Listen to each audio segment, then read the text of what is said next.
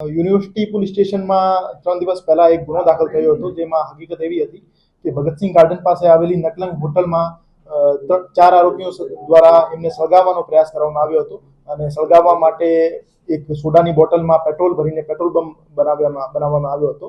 તો આ ગુનામાં કુલ 4 આરોપી હતા. 4માંથી 3 આરોપીની ધરપકડ કરવામાં આવી છે, જેમાં એક આરોપી જયદેવભાઈ મહેશભાઈ રામાવત છે, બીજા આરોપી ચિરાગ બાવાજી છે અને ત્રીજા કાયદાના સંઘર્ષમાં આવેલ કિશોર છે.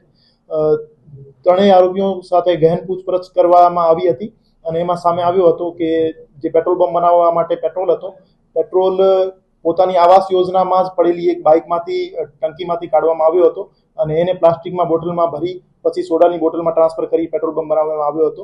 અને જ્યારે પેટ્રોલ બમ કેવી રીતે બનાવવામાં શીખ્યા તો એના માટે પૂછપરછ કરવામાં સામે આવ્યો કે ઇન્સ્ટાગ્રામ ઉપર જે શોર્ટ રીલ્સ આવતી હોય છે, તો રીલ્સ જોઈને પેટ્રોલ બમ બનાવવાનો એમને ટ્રેનિંગ લીધી હતી. આ બનાવ બનવાનું કારણ એવું હતું કે ચાની હોટલ જે નકલંગ ટી સ્ટોલ છે એના ઉપર આરોપી આવ્યો અને આરોપીએ કીધું કે મેં 100 રૂપિયાનો નોટ આપી છે, જબકી ફરિયાદી જે છે હોટલના ઓનર છે એનો કેવું હતું કે 50 રૂપિયાની નોટ આપી છે.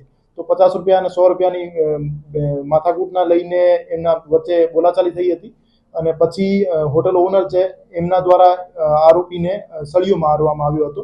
તો એનાથી ઉશ્કેરાઈને આરોપીઓ દ્વારા હોટલને સળગાવવામાં પ્રયાસ કર્યો.